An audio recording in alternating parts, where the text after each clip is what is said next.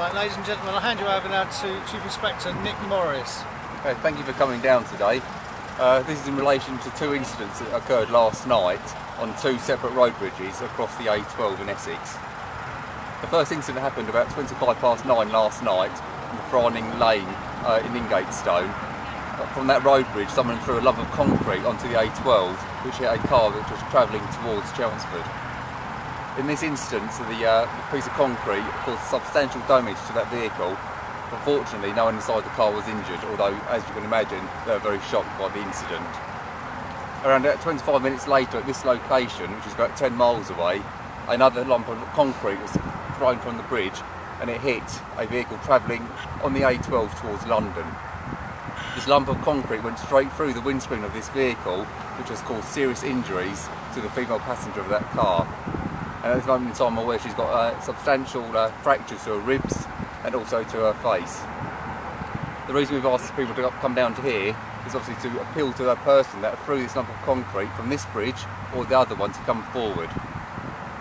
I don't know the reasons why they would have chosen to do this, but as they are now aware that someone's seriously injured, they should come forward and take responsibility for their actions. Because of the time frames and the locations of these incidents, they're being linked by the investigations team and they're being treated as acts of attempted murder. I'd also like to appeal to anyone who was with the people involved last night.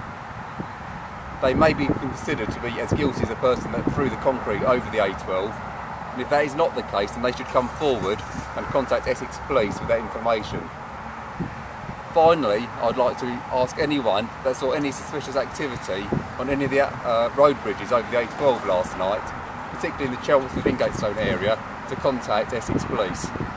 Even if it's just a small part of information regarding the detail of a car they saw hanging around, any piece of information may be vital. Thank you.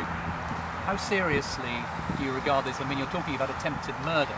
It is, as far as I'm concerned, attempted murder. You throw a large piece of concrete off a road bridge onto a fast-moving road, the consequences are likely to kill someone. Was anyone seen on the bridge? No, they've got no one seen at this moment in time. However, obviously we're still at early stages of our investigation. Given this sort of rural location and the other one, are you assuming it's someone local that knows the area?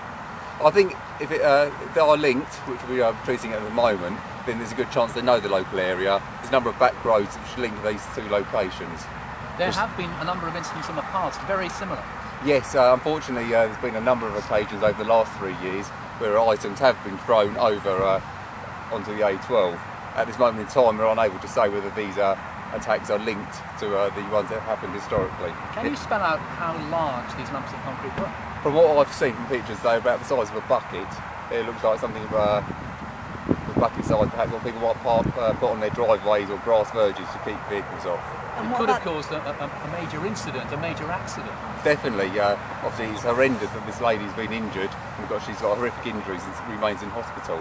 However, the possibility it could have been far, far worse than that. And which hospital is she in? She's in Broomfield Hospital. And given the number of incidents in the past, is it not time now for CCTV? There's obviously CCTV would be ideal in these locations. However, with everything, there is a cost involved. As you can see, this is a rural location, and it's all about having the infrastructure to support the CCTV. Will you step up surveillance then and traffic passing these bridges now? Certainly, as you would expect, we're going to increase our patrols of police officers covering these road bridges, and obviously to look for witnesses, identify other people, which may be a copycat, or indeed the suspect himself or herself coming forward. Is there a number particularly to call? Yeah, if they contact within Essex, they dial 101 and ask for the Braintree Serious Crime Team, they'll be diverted through. If not, they contact Essex Police and they'll be put through to the Braintree Serious Crime Team. So do you believe that it could be the same person or people that threw the concrete from both bridges? At this moment in time, we are linking both, just because of the time frames and the distance between two. We've not had anything like this for a long period of time, so at this moment in time we think it is the same people. Is that the only lead you have at the moment then, that they might be linked? Do you not have any other leads? At this moment in time, as you can see, the bridge is still closed. We're doing a forensic examination of the bridge and the other bridge. We've got the vehicles to examine. There's lots of investigations to take part. There's a lot of work that we can do regarding cameras all around the area, so this is very early stages yet. And are you treating it as a random kind of incident? I mean, do you think that the people were targeted, or are you not too far in your investigations with that? At this moment in time, there's nothing to indicate that these individuals were targeted by the person.